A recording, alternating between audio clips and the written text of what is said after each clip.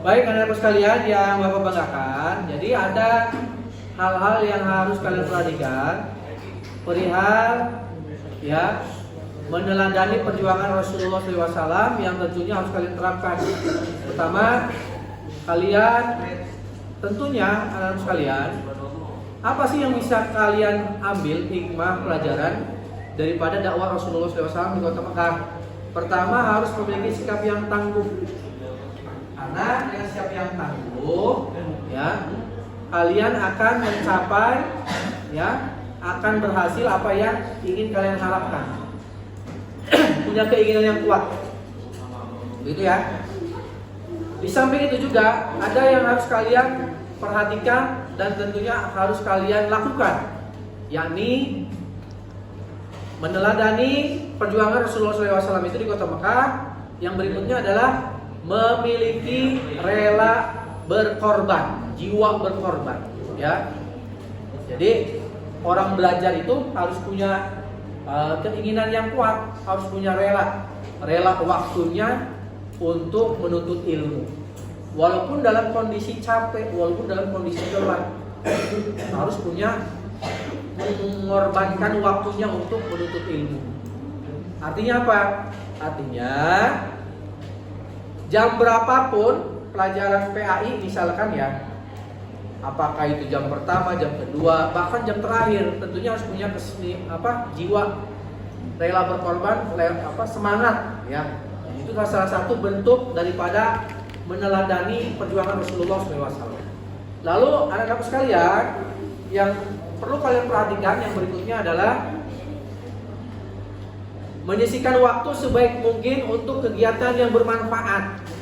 Ya, di antaranya tadi kalian sudah menghafal, ya. Artinya menyisihkan waktunya. Ada yang nulis juga, ya, karena sedang halangan, sedang menstruasi, sedang haid, maka Bapak tugaskan untuk menulis sholawat, ya. Ada yang tahu tadi sholawat apa yang halangan? Sholawat Fatih. Iya, sholawat Fatih ya. Dimana sholawat Fatih itu sangat bagus sekali kalian amalkan juga. Jangan hanya sebatas menulis saja, gitu ya. Ada manfaatnya, ada faedahnya. Nah, karena hal ini penting mengingat waktu yang kita miliki sangat terbatas. Jadi jika waktu yang kita gunakan lebih banyak untuk kegiatan yang percuma, tentunya akan sangat disayangkan. Contohnya mana coba? Si Rafiq tadi mana? Rafiq? Siapa? Raffi. Iya, si Rafiq mana nih? Keluar. Pak. Kebiasaan tuh setiap pelajaran Bapak jangan diikutin. Ya. Itu bukannya menggunakan waktu sebaik mungkin, malah membuang percuma.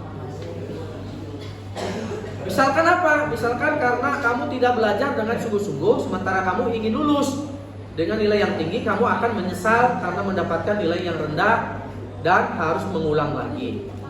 Makanya harus dimanfaatkan waktunya dengan baik. Dan dia boleh Dani boleh tadi teman-teman menghafal ke Bapak dengan gayanya kayak biar pas ke Bapak, ya ayuhanda.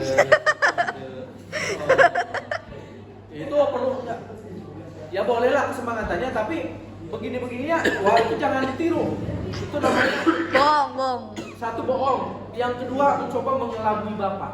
Tapi Bapak tidak mudah untuk dikelabui.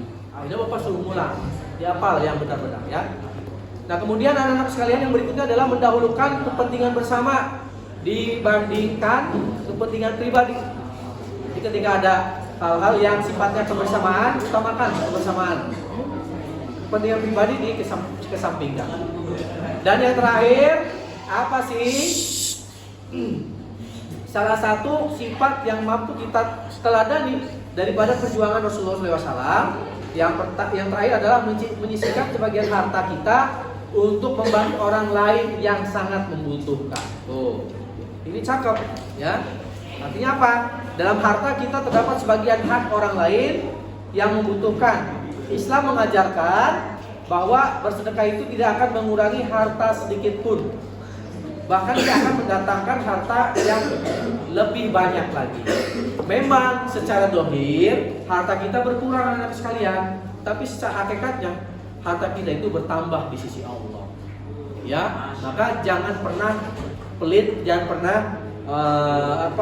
kita ini ketika dibutuhkan sama orang lain, kita mampu lakukan sebisa dan semampu kita, ya. Jadi bersedekah itu nggak harus gede, ya. Mampunya 2.000, 5.000 dan sebagainya. Itulah beberapa hal yang harus kalian perhatikan di materi tentang meneladani perjuangan Rasulullah SAW, ya. Jadi semoga ibu bapak itu tetap semangat, ya, dalam kondisi apapun, ada gairah untuk terus belajar, tak pernah mengenal lelah. Terus belajar dan belajar. Demikian anak-anak sekalian, semoga ada manfaatnya apa yang bapak sampaikan. Min. Sekian, terima kasih atas perhatian. Wassalamualaikum warahmatullahi wabarakatuh. Waalaikumsalam warahmatullahi